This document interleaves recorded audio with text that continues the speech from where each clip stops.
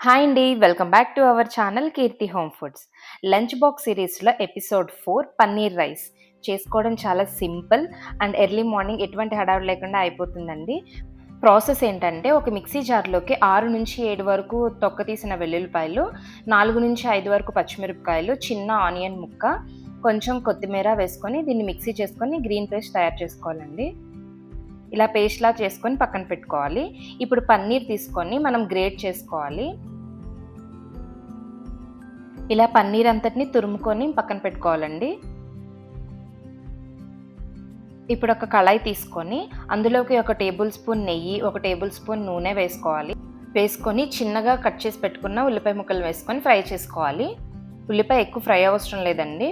లైట్‌గా ఫ్రై అయిన తర్వాత ఇందులో కొంచెం ఉప్పు కూడా వేసుకొని పచ్చి బఠానీలు కూడా వేసుకొని ఫ్రై చేసుకోవాలి.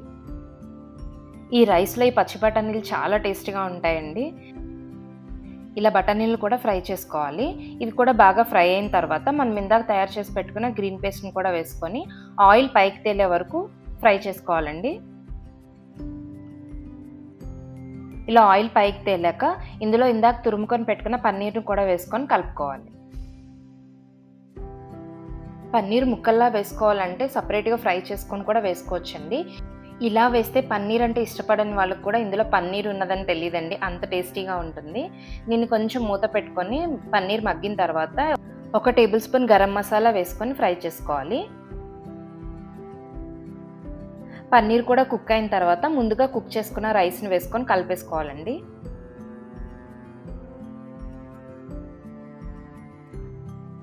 రైస్ అంతటిని కలిసేలాగా మొత్తం అంతటిని కలిపేసుకోవాలి.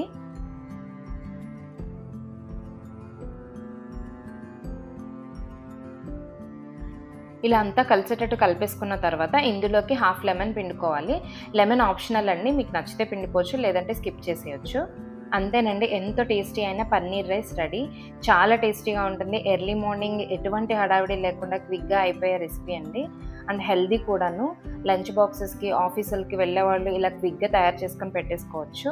ఈ వీడియో మీకు యూజ్ అవుతుందని అనుకుంటున్నాను. ఈ వీడియో గనుక మీకు నచ్చినట్టయితే మీ ఫ్రెండ్స్ అండ్ ఫ్యామిలీస్‌కి షేర్ చేయండి, లైక్ చేయండి. అలాగే ఇలాంటి మరెన్నో రెసిపీస్ కోసం మన ఛానల్‌ని సబ్స్క్రైబ్ చేసుకోండి. Thank you for watching.